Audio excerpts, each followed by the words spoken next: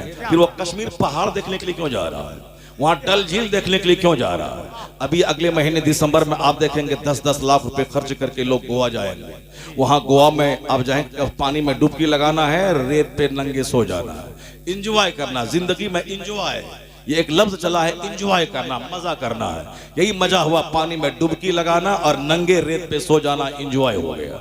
मैं 5 साल पहले, अभी भी दावत आई है उसी 9 दिसंबर में, मगर मैं नहीं जा रहा हूँ। मैं गया था एक बार उसी मौके से, क्रिसमस डे के मौके से। मैं सोचा कि गोवा का समंदर, उसके किनारे के मंजर को देखो। मैं जब गया तो देखा कि जिस तरह हमारे जानवर, वो गाय बैल सब नंगे पड़े रहते हैं, उसी तरह से वहां सब नंगे पड़े हुए हैं। सब डुबकी लगाना है, नंगे सारे गोरे हैं, बालू रेत पर लेटे हुए हैं, इंजॉय हो रहा है जिंदगी। अपना घर 50 करोड़ का छोड़ के वहां नंगे डुबकी लगा के रेत पे सो के इंजॉय करना है। जब इंजॉय रेत पे हो सकता है तो 50 करोड़ का घर क्यों बनाया था, उसमें इंटीरियर डेकोरेशन क्यों करवाया था, उसमें मार्बल ग्रेनाइट क्यों लगवाया है। अगर रेत पे ही इंजॉय होता है तो उसी रेत को अपने घर में ले आते, घर की दीवार मिट्टी की बना लेते, घर की जमीन मिट्टी की रहती। जब वहां मिट्टी पे ही सोना है तो अपने घर की जमीन को मिट्टी कर लेते, ताकि ये बदन भी मिट्टी का है और घर की जमीन भी मिट्टी की होती, और जमीन पे लेट जाते तो मिट्टी से मिलकर इस बदन को सेहतमंद बना देती है।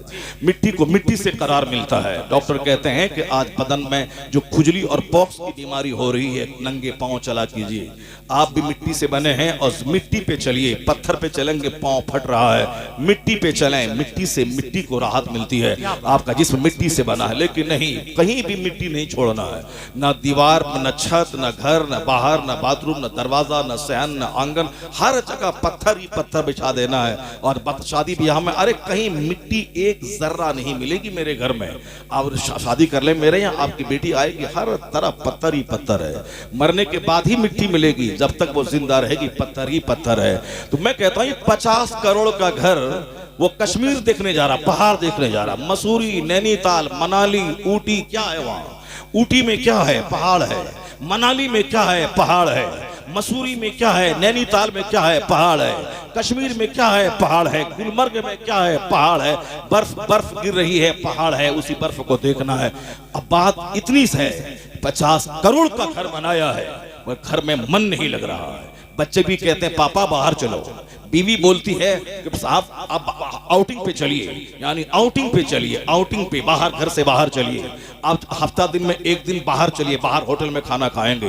होटल का कल्चर बढ़ रहा। आज मुरादाबाद में 25 साल पहले इतने साहब वो रेस्टोरेंट नहीं थे, आज रेस्टोरेंट का शहर ये मुरादाबाद हो रहा। हर तरफ चिकन चिकन चिकन, KFC, हर तरफ साहब मुरादाबाद की बिरयानी। पूरे भारत में, हमारे बिहार में गली गली में मुरादाबादी बिरयानी। अब चलो, अब वहां के बिहारियों को भी खूब खिलाओ मुरादाबादी बिरयानी। अब हर तरफ खाना पकाना। मोदी जी जब से आए, उन्होंने बोला किचन में गैस सस्ता कर देंगे और शौचालय बना देंगे। और साहब ये किचन और शौचालय, इसलिए मैं कभी कहता हूं यही तो कारनामा है आपका, किचन और शौचालय। प्रधानमंत्री आता है चाइना से, वो आपका शौचालय देखने जाता है नहीं, वो ताजमहल देखने जाता है, वो लाल किला देखने जाता है। अमेरिका का प्रेसिडेंट लाल किला देखने जाता है, वो जामा मस्जिद दिल्ली देखने जाता है, वो कुतुब मीनार देखने जाता है, वो आगरा का ताजमहल देखने जाता है। तो आपने शौचालय बनाया है तो शौचालय में कौन जाएगा? और हमारे बाप दादाओं ने ताजमहल दिया है, 500 साल से सारी दुनिया ताजमहल देखने आ रही है, हिंदुस्तान का शोभा बढ़ा दिया है। तो काम ऐसा कीजिए कि पाखाना और किचन नहीं, ऐसा अजूबा कारनामा अंजाम दीजिए कि 500 साल के बाद भी वह काम हिंदुस्तान के खजाने को रुपया देता रहे, हिंदुस्तान की शौकत बढ़ाता रहे।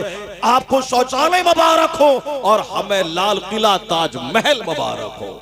ये है हमारे बाप दादाओं का कारनामा, जिन्होंने एक ऐसी जबरदस्त उन्होंने विरासत दे दी हिंदुस्तान को कि आज भी करोड़ों पे सालाना हिंदुस्तान के खजाने में जमा होता है। यही कारनामा है। तो मैं जिस पॉइंट पे आपकी तवज्जो दिलाना चाहता हूं, उसको गौर से सुनिएगा। करोड़ों का घर है, पहाड़ देखने जाना है, घर में मन नहीं लगता है, आउटिंग पे जाना है, घूमने का कल्चर शुरू हो गया। बच्चों का स्कूल बंद है, चलिए, मुसलमान है तो चलिए अजमेर घूमने चलिए, और गैर मुस्लिम है तो चलिए पूरी जगन्नाथ जगन्नाथ चलिए, साहब काशी विश्वनाथ चलिए, गोरखधाम चलिए, वहाँ चलिए। और फिर जो बीच के सेकुलर लोग हैं वो कभी चलिए इंडोनेशिया, कभी थाईलैंड की राजधानी बैंकॉक, कभी फ्रांस, कभी बीजिंग, कभी साहब टोरंटो, कभी वाशिंगटन डीसी, कभी कनाडा, कभी नॉर्वे। वो घूमते हैं घूमा, ठीक है, बीवी को साथ में लिया, 2 महीना घूम के फिर घर आ गया। और घर जब आ गया तो अब तो कम से कम करार मिलना चाहिए घर में। मैडम को तो बोलिए कि साहब मैं अमेरिका घुमा के मैं लाया हूं, अब 1 साल तक कुछ नहीं बोलने का, 1 साल तक लड़ाई नहीं करने का, 4 दिन के बाद फिर जंगे अजीम शुरू हो जाती है घर में। तुमने ये नहीं किया, तुमने वो नहीं किया, तुमने वो नहीं लाया, तुमने वो नहीं लाया। भाई मैं तुमको अमेरिका घुमा के लाया हूं, मैं तुमको बगदाद और मदीना घुमा के लाया हूं, कम से कम 1 साल तो शांत रहो। 1 साल क्या, वो 3 दिन के बाद फिर घर लड़ाई का अखाड़ा बन जाता है। हमारे इन उलमा कराम को मजबूरन कहना पड़ा कि अगर लड़ाई ही करनी है तुमको तो अपनी इज्जत बचाने के लिए एक काम कर लो। एक काम वो है कि तुम भी अरबी सीख लो और अपनी बीवी को भी अरबी सिखा दो, ताकि तुम दोनों जब अरबी में बात लड़ाई करोगे, तुम बोलोगे लाख तो लन्नक, वो बोलेगी लाजरे भन्नक। लड़ाई करोगे तो पड़ोसी बोलेगा चलो वहां कलमा खानी हो रही है, चलो वहां कलमा खानी हो रही है। अगर नहीं तो लड़ाई मत करो, और अगर लड़ना है तो दोनों अरबी सीख लो और दोनों अरबी में लड़ो, ताकि पड़ोस बोले कि वहां तो कलमा खानी हो रही है, वहां दुआ हो रही है। इस कदर हर घर में लड़ाई शुरू हो रही है, हर घर में, चाहे 1000 कश्मीर घुमा दे, उसे टोरंटो घुमा दे, मगर जो नेचर है उसको क्या करेंगे? जो एक आदमी के नेचुरल कैरेक्टर उसको नहीं बदल पाएंगे। पहाड़ अपनी जगह से टल जाए ये तो मुमकिन है, लेकिन एक आदमी का नेचर बदल जाए ये मुमकिन नहीं है। ये नेचर जिसका है उसको क्या करेंगे? हुजूर ने 1400 साल पहले कहा था, या माशरन निसा, ए औरतों के घरों सदका ज्यादा क्या करो।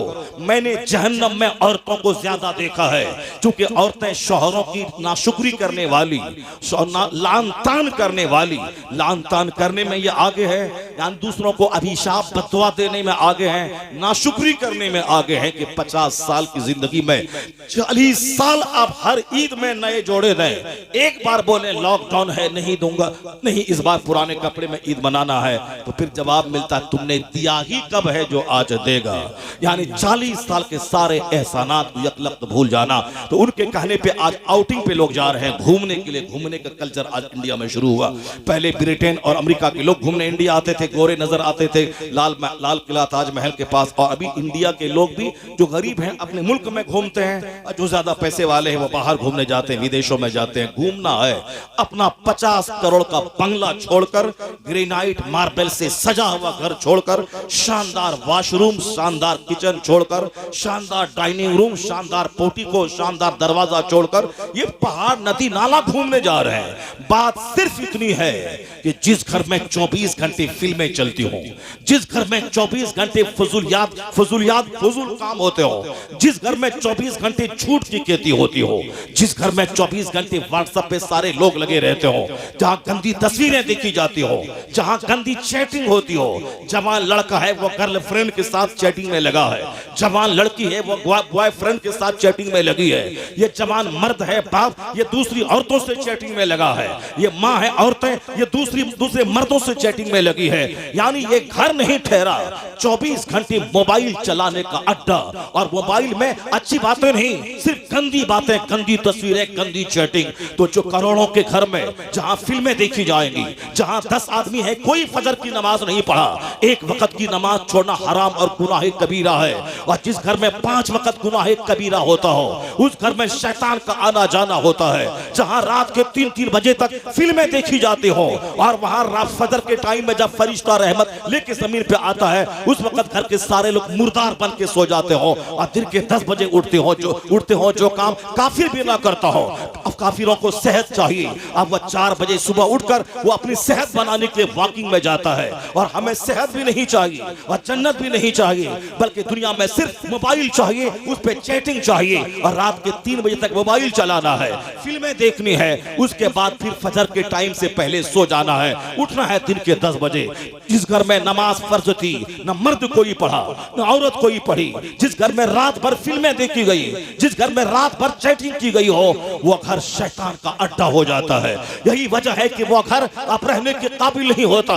वो घर छोड़ के बाहर घूमने का मन करता है। आदमी घर से बाहर घूम रहा है, होटल में जा रहा है, पहाड़ नदी नाला देखने जा रहा है। उनसे पूछ ले, जिसके घर में नमाज़े पंजगाना है, जिसके घर में तिलावत है, जिसके घर में इबादत है, जिसके घर में हजार हजार बार दुरूद है, जिसके घर में रात रात भर कुरान ख़वानी है, जिसके घर में तहज्जुद है, जिसके घर में इशराक है। 50 साल हो गए, दीवार टूटी है मगर घर जन्नत का टुकड़ा बना हुआ है। घर छोड़ने का मन नहीं करता। क्यों? कि जिस घर में इबादत हो, तिलावत हो, वहां फरिश्तों का आना जाना है। जब फरिश्तों का आना जाना हो, वह घर काबिले रश्क बन जाता है, जन्नत का टुकड़ा बन जाता है। उस घर में रहता जाए, वह घर छोड़ने का मन नहीं करता। इसलिए जिस घर में गाने बजाने हो, वहां की दीवारें काटने दौड़ती है, वहां शैतान का अड्डा है। और जहां फूस का घर क्यों ना हो, अगर इबादत और तिलावत है, वो घर जन्नत का टुकड़ा बन जाता है। उम्र गुजरती चली जाती है, उस घर में रहने की लज्जतें बढ़ती चली जाती है। वाह, नारे तकबीर, नारे रिसालत, तालीमे कुरान कॉन्फ्रेंस, मसलके आला हजरत। सुभान अल्लाह। अल्लाह ने सच्चा सुकून इबादत में रखा। अल्लाह ने सच्चा सुकून जिक्र इलाही में रखा है। अल्लाह ने सच्चा सुकून जिक्र और दरूद में रखा है। इससे हट के जो जिएगा, सच्चा सुकून नहीं मिलेगा। माल मिल जाएगा, घर मिल जाएगा, गाड़ियां मिल जाएंगी, मगर जो इत्मीनान तलब है वो नेमत नहीं मिलेगी। आज आपके पास क्या दौलतें होंगी? दौलतें तो कुफार और मुशरिकीन के पास है। इतनी दौलतें हैं कि साहब पैसे सड़ रहे हैं, उन्हें खुद पता नहीं कितने पैसे उसके पास मौजूद है। हमारे पास पैसे कितने हो सकते हैं? 2, 4, 5, 10, 20, 50 करोड़ रुपए। जो हमारे चंद मुट्ठी भर लोग हैं, उनके पास खरबों रुपए। मगर वहां उधर जाके देखें, दूसरी दुनिया में पैसे महकते हैं, पैसे सड़ रहे हैं। साहब यूनिसेफ के नाम पे, दूसरे ममालिक में सड़कों की तामीर के नाम पे, पोलियो ड्रॉप के नाम पे, एजुकेशन और हेल्थ डिपार्टमेंट पैसे लोग लगाते हैं। इतने पैसे हैं कि वो क्या करेंगे। उन मुशरिकों के पास इतने पैसे हैं, हमारे पास पैसे नहीं है। एक तो पैसा कमाने का ढंग भी मेरे पास नहीं है। यह जिंदगी अल्लाह ने दी है स्ट्रगल करने के लिए, जद्दोजहद करने के लिए। हमें नमाज फजर से लेके जोहर तक कोई नमाज फर्ज नहीं है। वो 8 घंटे हैं स्ट्रगल करने के लिए, वो 8 घंटे हैं जद्दोजहद करने के लिए, वो 8 घंटे हैं मेहनत करने के लिए। पर हमें इतने बेरोजगार हमारे यहाँ के फजूल बातों से फुर्सत नहीं, और हम चाहते हैं कि बैठे रहें और दौलत अचानक मेरे पास आ जाए। ऐसा नहीं होता। यह दुनिया एक सिस्टम से चल रही है। रोजाना सूरज का उगना, सूरज का डूबना, रोज हर महीने का बदलना, रात और दिन का बारी बारी से बदल बदल के आना, यह सारा सिस्टम बताता है कि दुनिया का सारा काम एक सिस्टम से चलता है। यहाँ नहीं होता कि मैं अजमेर मोहल्ला जाके बैठ रहा हूं और बोलूं मेरे घर में एयरपोर्ट बन जाए, हमारे घर में हेलीकॉप्टर आ जाए। यहाँ ऐसा नहीं होता है। यहाँ मेहनतें की जाती है, यहाँ स्ट्रगल किया जाता है, यहाँ जद्दोजहद की जाती है। उसके बाद कामयाबियां कदम चूमती हैं। हमारी तरफ से मेहनतें बढ़े, उधर से खुदा की रहमत आ जाए, उसी बंदे की कामयाब, उसी बंदे को वही कामयाबी उसका कदम चूमती है। कामयाबी से बंदा हमकिनार होता है। यहाँ हमारी तरफ से स्ट्रगल जाए। मैदान बद्र में मुस्तफा पहुंच के अल्लाह से दुआ करते हैं। यह दुआ मदीने में भी कर सकते थे, लेकिन यह बताया मुस्तफा ने कि घर से बाहर निकल के मैदान जंग में जाके अपनी तरफ से तदबीर करने के बाद ये बोल कि मेहनत मेरी और रहमत तेरी। इधर से मेरी मेहनत जाए, उधर से रब की रहमत आए, कामयाबी कदम चूमे। दूसरी कौमें कामयाब बाद में होंगी, कौमें मुस्लिम पहले, क्योंकि उनके पास तदबीर है, उनके पास स्ट्रगल है, उनके पास जद्दोजहद और मेहनतें हैं। खुदा की रहमतें उनके पास नहीं है। मेरे पास खुदा की रहमत मेरा इस्तकबाल करने को तैयार है, मगर एक काम स्ट्रगल तो हो जाए, जद्दोजहद तो हो जाए। हुजूर कहते हैं तुम एक कदम अल्लाह की तरफ बढ़ो, अल्लाह की रहमतें 10 कदम तेरी तरफ बढ़ जाएंगी। तुम अल्लाह की तरफ चलना सीखो, अल्लाह की रहमतें दौड़कर तेरा इस्तकबाल करेंगी।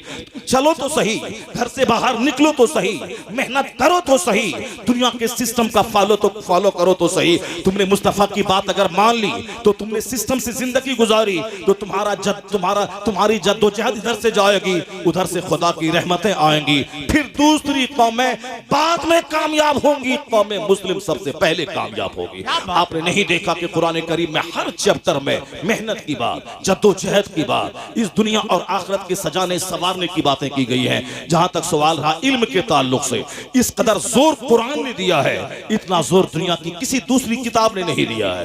कुरान ने कहा नून कलम वमा यस्तुरून, यानी कलम और उसके लिखे की कसम, कलम और उसके लिखे की कसम, ये पेन, ये कलम, कलम का चर्चा कुरान करीम में आया है। यानी कलम और उसके जितने भी मुताल्लिकात हैं, राइटिंग और रीडिंग के ताल्लुक से आया है कि कुरान में 800 जगहों पे सिर्फ रीडिंग का जिक्र आया है। 800 जगहों पे 6666 आयतों में कमोबेश 800 जगहों पे सिर्फ रीडिंग की बात आई है। सबसे पहली आयत जो कुरान की नाजिल हुई वो है इक़रा बिस्मि रब्बिकल लज़ी खलक, read in the name of your Lord who created, अपने रब के नाम से पढ़िए जिसने आपको पैदा किया। यानी पढ़िए, रीडिंग सबसे पहली वही जो कुरान की सूरत में नाजिल हुई वह लफ्ज़ रीड से शुरू होता है कि पढ़िए, पढ़ना है। चूंकि कौम मुस्लिम को दुनिया से बुराइयों को मिटाना है, यह कौम मुस्लिम सबसे बेहतरीन गिरोह है, इसे अपना भला करना है, दुनिया का भला करना है। तो दुनिया की भलाई सिवाय पढ़ाई की किसी चीज से नहीं हो सकती है। एजुकेशन के बगैर कोई आदमी अपने आप को पहचान सकता है, न अपने खालिक को पहचान सकता है, न बुराइयों को पहचान सकता है, न भलाइयों को पहचान सकता है। रिकॉग्निशन, मारिफत बगैर इल्म के मुश्किल है। बगैर इल्म के न बंदा खुदा को पहचान सकता है, न बंदा दुनिया में बादशाहत कर सकता है। इसलिए बादशाहत के लिए भी इल्म चाहिए, बादशाहत के लिए ताकत चाहिए, बादशाहत के लिए हिकमत चाहिए, बादशाहत के लिए ताकत चाहिए। औरंगजेब ने बता दिया कि इल्म जब हो तो 50 साल तक हिंदुस्तान अल्लाह औरंगजेब के हवाले कर देता है। जो 6 महीने में हिफ्ज़ कुरान करने वाला औरंगजेब, आलिम दीन औरंगजेब, फतवा आलमगीरी का मुरत्तिब औरंगजेब, 50 साल चंद महीना पूरे भारत पे शासन करने वाला औरंगजेब, तहज्जुद पढ़ने वाला औरंगजेब, नमाज असर की सुन्नत गैर मुअक्कदा पढ़ने वाला औरंगजेब। और जब जमा मस्जिद दिल्ली से निकलता था तो मुल्ला अहमद जीवन जैसे उस्ताद की चप्पल सीधी करता था तो सारा हिंदुस्तान तमन्ना करता था कि काश मेरा बेटा भी आलिम होता, तो जो सम्मान उस आलिम को मिला है मेरे बेटे को भी मिल गया होता। यानी जब आलिमों को इज्जत मिलती है तो बच्चे आलिम बनाने का शौक पैदा होता है। लेकिन जब आलिम अपमानित होते हैं, जब आलिम प्रताड़ित होते हैं, जब आलिमों को समाज में एक गिरा हुआ फर्द माना जाता है तो उस वक्त में कोई एक दर्दमंद बाप अपने बच्चों को आलिम नहीं बनाता है। यही वजह है कि आज आलिमों की तादाद बड़ी तेजी से घटती जा रही है। जुब्बा पहनने वाला, दाढ़ी रखने वाला, टोपी पगड़ी पहनने वाला, ये तो आपको गली गली में मिलेगा। लेकिन एक कायदे का आलिम दीन जो मसाइल पे अबूर रखता हो, जो छोटी से लेके बड़ी किताबों को पढ़ा सकता हो, एक झोला छाप डॉक्टर होता है जो गली कूचे में बाइक और साइकिल लेके 2-4 दवाइयां और इंजेक्शन लेके चलता है, और एक MBBS डिग्रीधारी डॉक्टर होता है, एक FRCS की डिग्री होल्डर डॉक्टर होता है। तो डिग्रीधारी मौलवी बहुत मिलेंगे आपको, लेकिन एक पढ़ा लिखा मजबूत आलिम बहुत मुश्किल से मिलेगा। मुत्तकी आलिम तो और मुश्किल से मिलेगा। आया है हदीस में अखीर जमाने में लोग मोटा ताजा जानवर लेके मुत्तकी फकीह तलाश करने निकलेंगे। जानवर सूख के काटा हो जाएगा, मुत्तकी फकीह नहीं मिल पाएगा। एक तो बासलायत आलिम नहीं मिलेंगे, और कोई आलिम मिल भी जाए तो बाअमल नहीं मिलेंगे। तो करोड़ों में लाखों में कोई मिलेगा। यह दौर इन्हितात है, इसमें इल्म उठ रहा है। उस उठाने में हमारा भी बड़ा रोल रहता है। आलिमों को अपमान करना, आलिमों की तनख्वाहें कम देना, आलिमों को मस्जिदों में एक नौकर समझ लेना। इसलिए कोई आने वाले दिन में नमाज पढ़ाने वाला नहीं मिलेगा, निकाह पढ़ाने वाला नहीं मिलेगा। जबकि इस मदरसे की शानदार तारीख रही है। मदरसे में सिर्फ कुरान की तिलावत नहीं होती है, बल्कि कुरान समझाया जाता है। कुरान ने जिस तरह दुनिया में इनकलाब बर्पा किया वह इसी मदरसे से इनकलाब बर्पा हुआ है। जरा गौर से सुनिएगा। मेरा बच्चा तो बोलता है कि मदरसा गरीबों मिस्किनों का घर है, मगर यूरोप का एक दानिश्वर जॉन डेविनपोर्ट बहुत बड़े दानिश्वर है। वो क्या कहते हैं इस मदरसे के ताल्लुक से? वो कहते हैं what we call science arose in Europe as a result of new spirit of inquiry. वो आगे चल के कहते हैं it must be owned that all the knowledge whether of physics और एस्ट्रोनॉमी और एस्ट्रोलॉजी और mathematics which flourished in Europe from the 10th century was originally derived from the Arabian schools, and the Spanish Saracen may be looked upon as the father of European philosophy। Doctor John Davenport कहते हैं ये जो दुनिया भर में scientific development हुई है, साइंसी तरक्की हुई है, इल्म तबइयात, इल्म नजूम, इल्म फल्कियात, इल्म कीमिया, मैथमेटिक्स यानी यानी इल्म रियाजी, फिजिक्स यानी इल्म तबीयत, केमिस्ट्री यानी इल्म कीमिया, जूलॉजी यानी इल्म हयातियात, बोटनी इल्म नबातात, एस्ट्रोनॉमी इल्म नजूम, एस्ट्रोलॉजी इल्म फल्कियात। इन सारे उलूम की वजह से साइंस तरक्की करी है। आगे चल के वो क्रिश्चियन कहता है ये सारा उलूम, ये सारे उलूम अरबी मदरसों से लिए गए हैं। कि स्पेन में इस्लामी सल्तनत थी, 1000 साल तक मुसलमानों का दबदबा रहा। आखिर में मुसलमानों की आपसी रशाकशी, आपसी इख्तलाफ, आपसी इंतशार की वजह से 1000 साला मुल्क हमारे हाथ से निकल गया। जब हमारे दिमाग में जुनून था कि मुल्क हासिल करना है, वहां इंसाफ का सूरज तुलू करना है, तो कश्ती में आग लगा दी। या तो यहां कब्र बनेगी या फिर यहीं मैं शहादत का, यहीं मैं फतह का झंडा गाड़ूंगा। इस तो अपनी कश्ती में आग लगा दे के वापस अरब नहीं जाना है। या तो यहां फतह का झंडा गाड़ना है या फिर यहीं मर जाना है। या तो कब्र बनेगी या सल्तनत कायम होगी। इस तरह का जुनून लेके जो आगे बढ़ता है उसको तो कामयाब 110% होना ही होना है। खालिद इब्ने वलीद जैसे लोग को कदम रखते हैं, कश्ती में आग लगा दी। अब या तो यहां फतह हासिल होगी या यही मेरी कब्र बनेगी। इस जज्बे के साथ आगे बढ़े तो अल्लाह ने पूरा स्पेन 2-4 साल के लिए नहीं 1000 साल के लिए मुसलमानों के हवाले कर दिया। बहुत अच्छा। गैरों की जमीन पुर्तगाल, गैरों की जमीन स्पेन, गैरों की जमीन जहां मस्जिद करतबा मेरे शहाना अजमत का आज खुतबा पढ़ रही है, जहां का व्हाइट महल, जहां का कसर अबियद, जहां का कसर अहमर मेरी अजमत रफ्ता का खुतबा पढ़ रही है। जो महल है उस जमीन पे 1000 साल तक उस यूरोप की वादी में मुसलमानों ने सल्तनत की। आखिर में अपनी ही शरारत, अपनी ही बदअखलाकी, माल और दौलत की मोहब्बत, अपने बाद अपने बेटे भतीजे भाई को गद्दी पे बैठाने की ललक और शौक, इसी ने तबाह कर दिया। पहले जहां इस्लाम का झंडा बुलंद करने का नशा था, अल्लाह की मदद उतर रही थी। और जब अब भाई भतीजावाद शुरू हो गया, अल्लाह की मदद रुखसत हुई, काफिरों ने गुलाम बना लिया, सारी जमीन छीन ली, सारी जमीन छीन ली। वह स्पेन की सरजमीन में जब इस्लामी सल्तनत हर तरफ कायम थी, मदरसों का रिवाज था, हर गली कूचे में लाइब्रेरी थी, हर जगहों पे मदरसे कायम हो गए थे, हर मदरसों में कुरान की तालीम हो रही थी। जिस कुरान करीम में 800 जगहों पे सिर्फ रीडिंग का चर्चा हो, जिस कुरान में 400 से ज्यादा जगहों पे सिर्फ राइटिंग का चर्चा हो, जिस कुरान करीम में रिसर्च और गौर फिक्र का चर्चा हो। साइंस की जमान होती है तहकीक करने से। ये माइक्रोफोन बनता है रिसर्च के बाद, हवाई जहाज पैदा हुआ रिसर्च के बाद, ये वॉशिंग मशीन पैदा हुई रिसर्च के बाद, ये मोबाइल और ये इंटरनेट और ये सब कंप्यूटर, ये सब दिमाग जलते हैं 10 साल तक, तब जाके एक नया आला वजूद में आता है। दिमाग जलने के बाद दिमाग जलाने का पैगाम किसने दिया? आज से 1000 साल पहले यूरोप के लोग तो आसमान की परस्तिश करते थे, हिंदुस्तान के लोग तो आज भी सूरज और चांद को पूजते हैं। और आज से पहले यूरोप के लोग भी सूरज और चांद को पूजा करते थे, मगर आज वह सूरज पे रिसर्च कर रहे हैं। सूरज खुद से चमकता है या इसको कोई और चमकाता है? चांद को अपनी लाइट है या सूरज से अपनी रोशनी लेता है? आसमान में कितने स्टार्स हैं, कितने प्लैनेट्स हैं? सूरज और चांद के महवर मदार, इसके ऑर्बिट कितने हैं? यानी जो कल सूरज के सामने हाथ जोड़ के खड़ा होता था, आज वह सूरज पे रिसर्च कर रहा है, सूरज पे तहकीक कर रहा है। कल जो चांद के सामने हाथ जोड़ के खड़ा होता था, आज वह चांद की जैसी की तैसी कर दी है। यह चांद है क्या?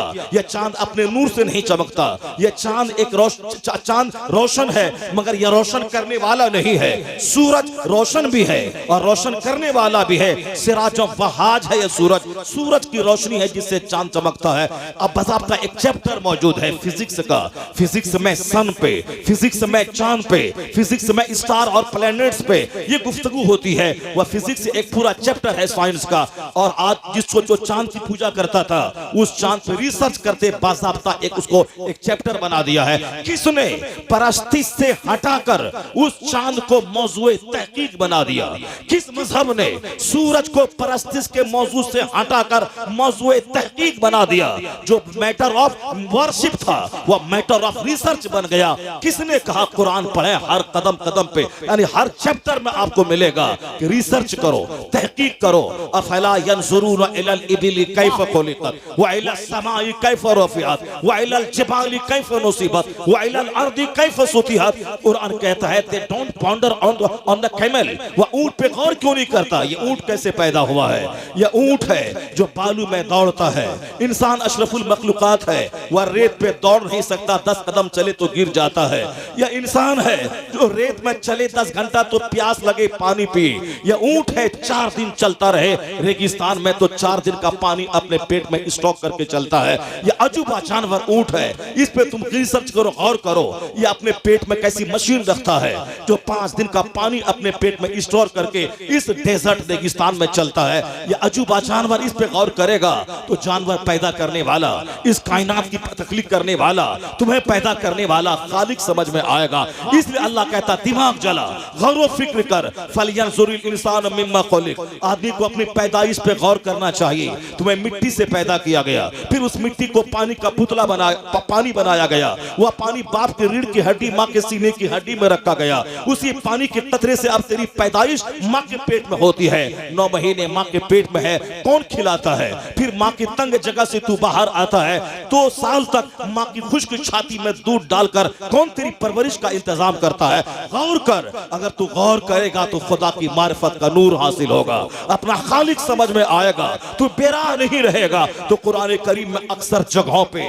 गौर फिक्र की जो बात आई है, रिसर्च की बात, पॉन्डरिंग की बात, रिफ्लेक्शन की बात, मेडिटेशन की बात, यहां तक कि कंसीडरेशन की बात, रीडिंग और राइटिंग की बात। ऐसा लगता है कि डॉक्टर जॉन डेविनपोर्ट ने कहा ये सारे उलूम जिससे आज साइंस जवान हुई है, ये सारे उलूम अरबी मदरसों से लिए गए हैं। और जिन मदरसों में कुरान पढ़ाने वाले उलमा थे, जिन्होंने तहकीकात का पैगाम दिया, लोगों को गौर फिक्र का रुझान अता किया, वह कहते अब कयामत तक जहां जहां साइंस जवान होती जाएगी, ये सारा सहरा मदरसे के उलमा के सर जाएगा। इन्होंने ही साइंस को जन्म दिया है, साइंस का दरवाजा खोला है। अब जहां तक तहकीक जाती रहेगी, ये सारा सहरा मदरसे के उलमा के सर बनता चला जाएगा। सुभान अल्लाह, नारे तकबीर, नारे रिसालत, उलमाए अहले सुन्नत। The Spanish Saracen may be looked upon as the father of European philosophy। वो कहते हैं यूरोप के फलसफे के बाप हैं मदरसे के उलमा, जिन्होंने लोगों के सामने तहकीकात के दरवाजे खोलकर सोचने की एक जमीन तैयार कर दी। उसी जमीन पे रिसर्च करते करते बढ़ बढ़ के आज हवाई जहाज भी बन गया, और आज माइक्रोफोन भी आ गए। आज 4 व्हीलर से लेके 2 व्हीलर 3 व्हीलर तक सारी गाड़ियां दौड़ रही हैं। सारा घर साइंटिफिक इंस्ट्रूमेंट्स की आमाजगाह बन गया है। हकीकत में दिमाग इस्लाम ने दिया है, सोचने का मजाज कुरान करीम ने दिया है, सोचने का मजाज उलमाए कराम ने दिया है। इसी से आप गौर कर सकते हैं कि हमने समझा था कुरान नमाज बताने वाली किताब है, हज और ज़कात रोजे बताने वाली किताब है, लेकिन कुरान करीम की जब आयतों पे आप गौर करेंगे पता चलेगा नमाज का जिक्र तो है, मगर उसके बाद ही इशारे इशारे में वो तमाम उलूम अता फरमा दिए हैं जिसको आज 1400 साल के बाद लोगों ने दिमाग जला के हासिल किया है। उसके ताल्लुक से सिर्फ मैं 2 चैप्टर खोलता हूं, आप गौर से सुने। 2 चैप्टर में खोलता हूं। एक चैप्टर में खोलता हूं फ्रांस की सरजमीन का। फ्रांस में एक साइंटिस्ट है कोस्टो ने एक जमीन पे रिसर्च की, तहकीक की। उन्होंने तहकीक करते करते वो समंदर के पानी पे रिसर्च किया उसने। फ्रांस के कोस्टो ने, साइंसदानों का मजाज होता है जो काम लोगों ने कर दिया है वो काम मैं नहीं करूं, मैं एक नई जमीन, नया मकान, नई राह में तलाश करूं। यही काम साइंसदानों का होता है। जिस पर किसी ने वर्क नहीं किया है मैं उस पे वर्क करूं। वह ढूंढ के वो पॉइंट निकालता है, उस पे वो रिसर्च करते हैं। कोस्टो ने रिसर्च के लिए उन्होंने समंदर को इख्तियार किया कि समंदर में खारा पानी, मीठा पानी, या दोनों रहते हैं। दोनों जहां आपस में मिलते हैं एक दूसरे में घुल मिल क्यों नहीं जाते हैं? जबकि पानी की खास, पानी रकीक है, पानी पतला होता है, एक दूसरे में जम करने की सलाहियत इसमें होती है। आखिर ये खारा व मीठा, ये दोनों आपस में मिलते क्यों नहीं है? ये दोनों में सतही टेंशन क्यों है? ये दोनों में सरफेशियल जो टेंशन है आखिर वो क्यों है? मैं इस पे गौर करूंगा, मैं इस पे तहकीक करूंगा, मैं पता लगाऊंगा, सारी दुनिया को एक नई दरियाफ्त में दूंगा। सुना, साइंसदानों को मकान, दुकान, गाड़ी, छकड़ा नहीं चाहिए, वो तो हमारे जैसे लोगों को चाहिए। इसलिए हम कोई नई चीज दुनिया को नहीं दे पाते हैं, मगर वैज्ञानिक किसने हमको मोबाइल दिया, कंप्यूटर दिया, वो नई नई जमीन खोज कर दिमाग जलाते हैं ताकि वह मर भी जाएं तो उनकी एक यादगार बाकी रहे। हवाई जहाज अमेरिका के दो भाइयों ने दिया, राइट ब्रदर्स ने 1903 में। वो दोनों भाई मर गए, चले गए, लेकिन आज उस हवाई जहाज पे मुसलमान करोड़ों की तादाद में सवार होकर हरमैन तैयबैन का सफर कर रहे हैं, हज कर रहे हैं, उम्रा कर रहे हैं। लोग कहां कहां नहीं जा रहे हैं। अमेरिका के दो भाइयों ने दिमाग जलाकर वो ऐसी अजूबा सवारी दे दी। वो दोनों तो मर गए, लेकिन आज सारी दुनिया उससे फायदा उठा रही है। यही मजाज साइंसदानों का होता है। मैं दिमाग जलाऊं, मेरे सर के बाल बढ़ जाएं, मेरी दाढ़ी के बाल बढ़ जाए, मेरे बदन के कपड़े महकने लगे, मैं एक जगह बैठा रहूं, सारी दुनिया मुझको पागल कहे, मजनू कहे, वह सब होगा, मगर वह तहकीक करके दिमाग जला के कोई नई चीज दुनिया को देते हैं और जिससे दुनिया एक आलम फायदा उठाता रहता है। जिसने दिमाग जला के वॉशिंग मशीन दिया है, उन्होंने दिमाग जला के मशीन तो दे दी, वो तो मर गया, लेकिन आज करोड़ों लोग हैं जो उससे फायदा उठा रहे हैं। आज ग्राइंडर जिसने बना के दिया वो तो मर गया, लेकिन आज करोड़ों लोग उससे फायदा उठा रहे हैं। आज कार जिसने सबसे पहले कार की रिसर्च की कार दिया वो तो मर गया, मगर ये कार जिसको फोर्ड ने मशीन की इजाद की, आज वह कार है जो सारी दुनिया के अरबों लोग उससे फायदा उठा रहे हैं। यही काम जो इस्लाम ने पैगाम दिया था कि अपने से दूसरों को लाभ पहुंचाना, अपने से दूसरों को फायदा पहुंचाना। वैज्ञानिक कोस्टो ने कहा कि मैं वह काम करूंगा जिस पे आज तक वर्क नहीं हुआ। उन्होंने रिसर्च की, इसी को उन्होंने जमीन बना लिया। अब वह समंदर में डुबकी लगाकर मशीन और आलात के जरिए गोता लगा के रिसर्च करना शुरू किया। जहां दो समंदर आपस में मिलते हैं, या दोनों आपस में तनाव में क्यों रहते हैं, बीच में कौन सी दीवार है, कौन सा बैरियर है जो दोनों पानी को आपस में मिलने नहीं देता। दूसरा मजहब खामोश हो जाए, मगर इस साइंटिफिक चमत्कार के जमाने में वाहिद मजहब इस्लाम है जो लॉजिकली, जो मंतकी तौर पर, जो तहकीकी तौर पर हक मजहब साबित हो रहा है। तवहुमात का बादल छट गया है, हेलुसिनेशन का बादल छट गया है। जो आदमी आज तवहुमात में जीता था कि यह रस्सी है कि सांप है, यह सांप रहा होगा, अपने हिसाब से गढ़ लेना, उसकी पूजा करना, फिर फेंक देना, उसका दौर अब मिट चुका है। अब इस दौर में साइंटिफिकली रिसर्च और तहकीक होगी, फिर उसको माना जाएगा। इस दौरे तहकीक में वाहिद मजहब इस्लाम है जिसका जादू सबके सर चढ़ के बोल रहा है। क्योंकि दूसरी किसी किताबों में उन सारे उन्वानात पे कोई बहस ही नहीं है जिसको आज साइंस बहस कर रही है, और अगर वह मवाद सारा मौजूद है तो सिर्फ कुरान करीम में मौजूद है। यही वजह है कि एक अक्लमंद दानिश्वर साइंसदान जब वह देखता है कि 10 साल दिमाग जलाकर जिसका पता मैंने लगाया है वह कुरान करीम में मौजूद है, उसे रहा नहीं जाता, वह कलमा पढ़कर मुस्तफा का गुलाम बन जाता है। उसी तरह फ्रांस का साइंटिस्ट कोस्टो के साथ हुआ। उसने रिसर्च की, उन्होंने पता लगाया कि दोनों पानी के बीच में एक बैरियर है, एक बरज़ख है, एक दीवार है जो दोनों पानी को आपस में मिलने नहीं देता। उन्होंने उसका पता लगाया, कैसी दीवार है, अनसीन वॉल किस तरह है। उन्होंने बासाबता एक किताब लिखी और दुनिया वालों को बताया ये दोनों आपस में मिलेंगे नहीं, क्योंकि उन दोनों के बीच में एक अनसीन दीवार है, एक गैर मरई दीवार है जो दोनों को मिलने नहीं देती। नेचुरली वह दोनों की डेंसिटी अलग है, दोनों का कलर अलग है, दोनों का टेस्ट अलग है, इसलिए कि बीच में एक दीवार बनकर एक दीवार काम कर रही जो दोनों को अलग अलग किए हुआ है।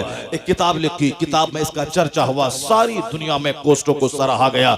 उन्होंने एक अजूबा इल्म दुनिया को अता किया। इसी दौरान एक मुस्लिम स्कॉलर से उनकी मुलाकात हुई। उन्होंने कहा कि आपकी मेहनत को मैं दाद देता हूं, आपने दिमाग जला के एक नई चीज दुनिया को आपने बताया कि दोनों पानी में एक दीवार है जो दोनों को मिलने नहीं देती। आपने पहली बार दुनिया को बताया कि दोनों पानी के बीच में एक दीवार है, एक बैरियर है जो दोनों पानी के डेंसिटी, कलर और टेस्ट को अलग अलग किया हुआ है।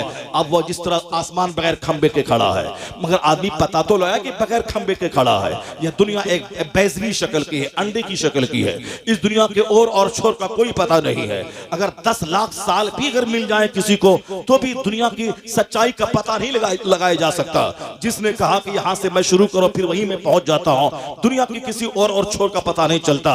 एक लामहदूद यूनिवर्स है, एक वास्ट यूनिवर्स जिसके लिए 10 लाख साल भी उम्र मिल जाए फिर भी उसकी सच्चाई का पता नहीं लगाया जा सकता। जिसको पास जितना थोड़ा सा इल्म मिला है वह लोगों के सामने रख देता है। इस तरह यह वास्ट आसमान है। उसी तरह जिसने यह आसमान बनाया है वह समंदर पैदा किया है। समंदर में दो समंदर पैदा किए हैं, एक साल्ट एक स्वीट, एक तरफ मीठा पानी एक तरफ खारा पानी। खारा पानी पिए तो जैसे कि हल्क कट के बाहर आ जाए, इधर स्वीट पानी है बिल्कुल साफ और शफाफ और सेहत बख्श पानी है। एक कश्ती पे चले, एक तरफ से चुल्लू ले पानी मीठा पानी, दूसरे चुल्लू से पानी उठाए खारा पानी। उन कोस्टों ने रिसर्च की, कहा दोनों पानी के बीच में एक बैरियर है जो दोनों को मिलने आपस में नहीं देती है। किताब लिखी, उसको बाज़ाब्ता दलील से समझाया। वो किताब बाहर आई, लोगों ने कोस्टों को सराहा, सर पे बिठाया, उनको इस्तकबालिया दिया, दाद दिया, उनका इस्तकबाल किया, उनकी मेहनतों को सराहा। इसी दौरान एक मुस्लिम दानिश्वर से मुलाकात होगी। उन्होंने कहा कि आपकी मेहनत को मैं दाद देता हूं, लेकिन आप जो कि पढ़े लिखे आदमी हैं, आप गौर व फिक्र में यकीन रखते हैं, जुस्तजू करते हैं, जुस्तजू करके आपने दुनिया को यह बात बताई है, तो बस आप पढ़े लिखे आदमी हैं, मैं आपकी तवज्जो का तालिब हूं। उन्होंने कहा कि कोस्टो साहब आपने मेहनत की, मेहनत को मैं दाद देता हूं, लेकिन मैं एक आयत पढ़ता हूं कुरान करीम की, उसको गौर से सुनिए, फिर आपका ज़मीर जो बोले उसको आप एक्सप्रेस कीजिए। आप गौर से सुनिए कि जो आपने पहली बार दुनिया को बताया, इससे पहले किसी को भनक तक नहीं लगी थी कि दोनों समंदर के बीच में एक दीवार है जो दोनों को मिलने नहीं देती। वह दीवार हम देखते नहीं है मगर है बैरियर। आपने पहली बार दुनिया को दीवार की बात कही, बैरियर की बात कही। अब कुरान करीम की एक आयत में पढ़ता हूं, वह कुरान जो बंदे ने नहीं लिखा है, वो अल्लाह का कलाम है। वो अल्लाह का कलाम 1400 साल पहले अल्लाह ने अपने महबूब पे नाजिल किया है। वह कुरान हमारे अकीदे के मुताबिक वो अल्लाह का कलाम है, वो हमेशा से है, हमेशा रहेगा। उसको किसी ने अपनी तरफ से लिख नहीं दिया है, वो लिख भी नहीं सकता है। कुरान ने खुला चैलेंज किया है, अगर किसी इंसान और जिन्नात के बस में है, वह कुरान की तरह कोई किताब ले आए तो ले आए। इंसान जिन्नात एक दूसरे के हेल्पर हो जाए और दोनों मिलकर कुरान का जवाब लाएं। 1400 साल गुजर गए, इंसान जिन्नात मिलकर कुरान का जवाब नहीं लाया, न क़यामत तक ला पाएंगे। पूरा कुरान तो दूर की बात, 10 सूरतों का चैलेंज कुरान ने किया। अगर तुम्हें डाउट हो कुरान में तो 10 सूरतों को ले आओ। अगर 10 सूरत के बात अगर तुमसे नहीं हो पाया, सिर्फ एक सूरत ले आओ, इन्ना आतेना कल कौसर का जवाब ले आओ। आज दुनिया में हर जबान अलग अलग खेमा में बढ़ गई है, ओल्ड और मॉडर्न, एंशिएंट एंड मॉडर्न, यानी हिस्ट्री है तो दो खेमे में है, एक ओल्ड हिस्ट्री, एक मॉडर्न हिस्ट्री। अरबी लिटरेचर है तो एक ओल्ड अरबी, एक मॉडर्न अरबी। उर्दू है तो एक ओल्ड उर्दू और एक मॉडर्न उर्दू। हिंदी है तो एक प्राचीन हिंदी और एक आधुनिक हिंदी, यानी कदीम और जदीद के खानों में जबान बढ़ गई है। यह कदीम अदब है और यह जदीद अदब है। उर्दू जबान मीर अम्मन के जमाने में जो उर्दू जबान थी उसको आप पढ़ लें, उस जमाने में कैसे कैसे जुमले इस्तेमाल होते थे, और आज की उर्दू पढ़ लें, गालिब की उर्दू पढ़ लें, इकबाल की उर्दू पढ़ लें और आज की उर्दू पढ़ लें, दोनों में जदीद और कदीम लिटरेचर है। उसी तरह अरबी जबान में भी जदीद जबान और कदीम अरबी और जदीद अरबी है। कुरान करीम 1400 साल पहले नाजिल हुआ है दुनिया में। उस वक्त जो अरबी बोली जाती थी और आज जो अरबी बोली जाती है, उस वक्त की अरबी और आज की अरबी, ये 1400 साल में हालात बदले, जोग्राफिया बदला, तहजीब बदली, स्कॉलर बदले, मुहावरे बदले, ज़रबुल मिस्ल बदले, ये सब बदला। लेकिन जो कुरान पाक की जबान में जो उसमें जदीदियत है, जो उसमें ऐसा लगता है कि आज के तनाजुर में ये कुरान नाजिल हुआ है, जिसको कोई कह ही नहीं सकता है कि फरसुदा जबान है, यानी उसे पहले पढ़ा जाए तो कदीम अरबी जबान का मजा देता है और आज पढ़ा जाए तो जदीद अरबी का मजा कुरान में मिलता है। 50,000 साल के बाद भी पढ़ा जाएगा, चूंकि दूसरों की जबान बदलती रहती है। अल्लाह का कलाम है जो कभी पुराना नहीं होता, हर दौर के तकाजे के मुताबिक वह कलाम खरा उतरता है। वो अरबी जबान में कुरान नाजिल हुआ, जिस मतालिब व मफाहिम बढ़ते चले जा रहे हैं। कोस्टो से कहा कि कुरान अल्लाह का कलाम है, किसी बंदे ने नहीं लिखा है। आप गौर से सुने कि उसमें क्या कहा गया है। अर्रहमानु अल्लमल कुरान खलकल इंसान अल्लमहुल बयान। पढ़ते चले गए, आगे सुनाया कि मरजल बहरैन यल्तक़ियान बैनहुमा बरज़ख़ुल ला यब्ग़ियान फबि अय्यि आलाई रब्बिकुमा तुकज़्ज़िबान। यानी वो खुदा है जिसने दो समंदर को जारी किया बहाया। वह दोनों समंदर बज़ाहिर आपस में मिले हुए दिखते हैं, लेकिन हकीकत में दोनों के बीच में एक दीवार है जो दोनों को मिलने नहीं देती। वह दीवार मिलने नहीं देती। पर कोस्टो ने कहा यह दीवार की बात तो मैंने दुनिया को बताया है। यह 1400 साल पहले कुरान में किसने कह दिया कि दोनों पानी के बीच में एक दीवार है? अगर यह दीवार की बात कुरान में है तो मैं गवाही देता हूं कि कुरान बंदे का कलाम हो ही नहीं सकता है, क्योंकि बंदों में पहला शख्स तो मैं हूं जिसने दुनिया को बताया कि दोनों पानी के बीच में एक दीवार है। और 1400 साल पहले अगर यही बात कुरान में नाजिल हुई है, इस बात की दलील है कि यह कुरान अल्लाह का कलाम है, रहमान का कलाम है। तो सारी दुनिया गवाह रहे कि कोस्टो जबके सामने जब सच्चाई बेनकाब हो गई है, अब कोस्टो अंधेरे में नहीं रहेगा। कुरान हक है, अल्लाह हक है, मुस्तफा हक है, इस्लाम हक है। फ्रांस का बड़ा साइंसदान कलमा पढ़ा, मुस्तफा का गुलाम हुआ। बोल उठा ला इलाहा इल्लल्लाह मुहम्मदुर रसूलुल्लाह।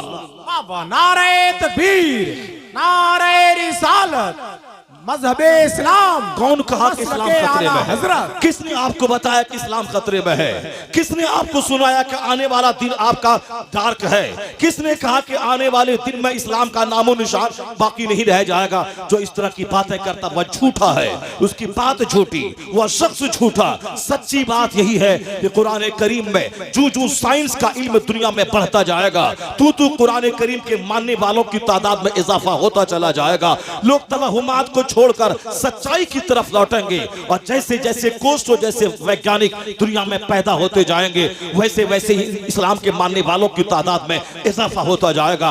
तो कुरान करीम का तेवर बताता है कि आने वाला मुस्तकबिल तुम्हारा है, आने वाला वक्त तुम्हारा है। तुम पढ़ा, इल्म हासिल कर। तुमने ही दुनिया वालों को बताया है कि इल्म आदमी को ताकतवर बना देता है, इल्म आदमी को रोशनी देता है, इल्म बेहतरीन हथियार है, इल्म तन्हाई का दोस्त है, इल्म दुश्मनों के लिए शानदार हथियार है। या इल्म हथियार भी है, इल्म दोस्तों के बीच की जीनत भी है, इल्म ताकत भी है। आज चाइना बोलता है कि knowledge is power, knowledge is light. China से पूछा जाए दुनिया की सारी मंडियों पे तेरा माल क्यों छा गया, वह बोलेगा knowledge, knowledge is power, knowledge is light. इल्म ताकत है, इल्म रोशनी है। अमेरिका से कहा जाए कि आज से 2000 साल पहले तुम्हारा नामो निशान तक नहीं था। 1495 में कोलंबस ने पता लगाया अमेरिका नाम का एक मुल्क मौजूद है। ये 500 साल के अंदर में इतना जबरदस्त इनकलाब उस मुल्क में कैसे आ गया? आज सारी दुनिया साइंस दानी के लिए अमेरिका के सामने दरियागिरी करती नजर आ रही है। आखिर उसने अपने आप को इतना बुलंद कैसे कर लिया? जवाब मिलेगा, knowledge is light, knowledge is power. शिक्षा शक्ति का नाम है, शिक्षा प्रकाश का नाम है। हिंदुस्तान में आज से 1000 साल पहले की जहालत का यह आलम था कि अगर कोई पत्नी मर जाए तो पति मर जाए, उसी की चिता पे जला के पत्नी को मार दिया जाता था। वो एक भी इंजीनियरिंग कॉलेज नहीं था, मेडिकल कॉलेज नहीं था, कोई यूनिवर्सिटी नहीं थी। एक यूनिवर्सिटी थी नालंदा यूनिवर्सिटी।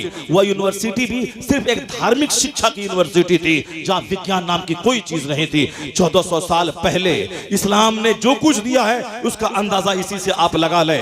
आज हिंदुस्तान में सैकड़ों नहीं लाखों इंजीनियर, हाई क्वालिटी के इंजीनियर, अमेरिका में बड़ा से बड़ा इंजीनियर हिंदुस्तान का दिया हुआ, गल्फ कंट्रीज में बड़े से बड़े डॉक्टर, बड़े से बड़े इंजीनियर हिंदुस्तान के दिए हुए। हिंदुस्तान के इंजीनियर को बड़ी कदर की निगाह से आज देखा जाता है। खास करके साउथ इंडिया के इंजीनियर, हम लोग नॉर्थ में आते हैं, उत्तर प्रदेश, बिहार और बंगाल के लोग, हमारे यहाँ के बच्चे वहां पढ़ने जाते हैं। हमारे यहाँ स्कूल खोलना चाहिए, हमारे यहाँ मदरसों में स्कूल की शिक्षा होनी चाहिए, हमारे यहाँ स्कूल में मदरसों की शिक्षा होनी चाहिए। जो बच्चे स्कूल में पढ़ते हैं उसे नहाने का सलीका नहीं है, उसे कुरान पढ़ना नहीं आता है, उसे सुबहान रब्बियल आला कहना नहीं आता है, उसे हाथ नमाज में कैसे बांधे ये नहीं आता है। तो हमारा 98% बच्चा मुसलमान का जो स्कूल कॉलेज में पढ़ता है उसके ताल्लुक से कोई नेता नहीं बोलता है। हमारे 98% बच्चे जो स्कूल में पढ़ रहे हैं, जिसे नमाज का फर्ज मालूम नहीं है, वजू का तरीका मालूम नहीं है, जो इंजीनियर डॉक्टर डीएम बन जाए, डीएम बनने के बाद कुरान सही से पढ़ना नहीं आता है, एमबीबीएस डॉक्टर बन जाए उसे कुरान पढ़ना नहीं आता है। इन बच्चों के मुस्तकबिल की फिक्र किसको है? कैसे स्कूल में अपना स्कूल खुले, अपना स्कूल रहे?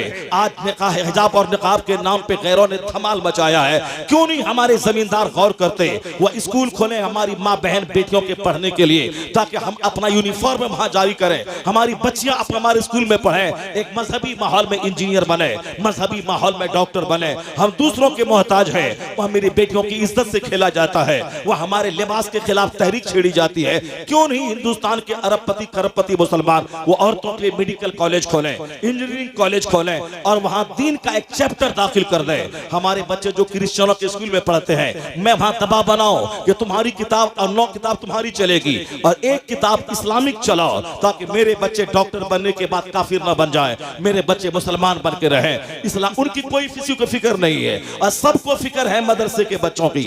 मदरसे में सिर्फ 2% बच्चा मुसलमान का पढ़ता है। उन 2% बच्चों में यहाँ हाफिज बनते हैं, आलिम बनते हैं और सारे लोगों के पेट में दर्द हो रहा है। यहाँ कंप्यूटर शुरू किया जाए, यहाँ अंग्रेजी की तालीम शुरू हो जाए और यहाँ के जितने हाफिज मौलाना मौलवी हैं सब कंप्यूटर सीख लें, सब अंग्रेजी सीखें। बहुत अच्छी बात है, कंप्यूटर सीखें ताकि मस्जिद में फ्री नमाज पढ़ाएं और कंप्यूटर चला करके 50,000 रुपए महाना कमाएं, ताकि कोई नमाजी धमकी ना दे कि मैं तुझको निकाल दूंगा। आप फ्री नमाज पढ़ाएं, हक बोले, टंकी की चोट पे बोले। मतवली अगर शराबी है उसके खिलाफ किताब करें। सिक्योरिटी अगर मस्जिद का गलत इस्तेमाल कर रहा है, मस्जिद की प्रॉपर्टी का, अब उसके खिलाफ बोले। खिलाफ हक वहां नहीं बोलता है बंदा जहां रोजी रोटी वाबस्ता हो जाती है। आदमी डर से नहीं बोलता है, नौकरी छूटेगी मैं क्या खाऊंगा, बच्चों को स्कूल में कैसे पढ़ाऊंगा, इसीलिए वह जानने के बाद भी आंख बंद करके वो रहता है, हक नहीं बोलता है। अगर आपने कंप्यूटर सीख लिया, अगर आपने अंग्रेजी सीख ली, अगर आपने स्कूल में नौकरी कर लिया, मस्जिद में फ्री नमाज पढ़ाने लगे, तो कोई आपको हक बोलने से रोक नहीं पाएगा, क्योंकि आपकी रोजी मस्जिद से नहीं जुड़ी हुई है, आपकी रोजी स्कूल से जुड़ी हुई है। ये तो बिल्कुल सच है कि आलिम दीन को अंग्रेजी सीखना चाहिए। अल्हम्दुलिल्लाह मैंने भी मदरसे में पढ़कर मैट्रिक में पूरे स्कूल में सबसे टॉप नंबर मैंने लाया। मैंने इंटरमीडिएट किया, मैंने ग्रेजुएशन किया, दाढ़ी और पगड़ी और शेरवानी के साथ। मैंने अंग्रेजी लिटरेचर में मैंने एमए किया। मदरसे में पढ़ने के बाद मदरसे में भी पढ़ता था और इसको कॉलेज में एग्जाम भी देता था, वहां की तैयारी भी करता था। जब मदरसे में पढ़ने के बाद एक बंदा अंग्रेजी लिटरेचर में एमए कर सकता है, पीएचडी की डिग्री हासिल कर सकता है, तो क्यों नहीं आप मदरसे में पढ़ने के बाद कंप्यूटर सीख सकते हैं, अंग्रेजी सीख सकते हैं। अंग्रेजी जबान आए तो ट्रांसलेटर बनकर, अंग्रेजी जबान में कई सेल्समैन बनकर आप 5 घंटे टाइम दें, वहां से पैसे कमाएं, मस्जिद में रहें, वहां से भी तनख्वाह आप ले लें, दोनों मिलकर 50,000 रुपए आसानी से कमा सकते हैं। लेकिन हमारे मौलवी भाई भी वो एक तो मेहनत नहीं करते, अगर इमामत मिल गई तो बस उसी पे सिर्फ खाना और सोना है और कोई दूसरा स्ट्रगल जद्दोजहद नहीं करना है। इल्म तो मरते दम तक हासिल करना चाहिए। इल्म तो माँ की गोद से लेकर